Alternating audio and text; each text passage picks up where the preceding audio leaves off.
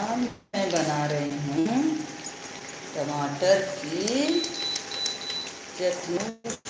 टमाटर निकलते हैं, उसको हमने तोड़ के लाया।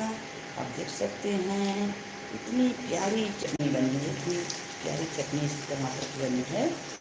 आप लोग खाइए। अगर यदि आप लोग 2 रोटी खाते होंगे तो आज कम से कम रोटी खाएंगे, भले रोटी घट जाए, रोटी घट जाए, ये इसकी गारंटी नहीं है मेरे पास।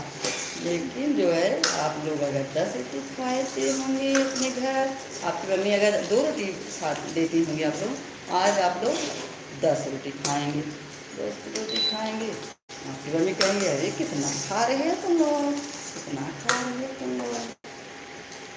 खाते जाइए, खाते जाइए, खाते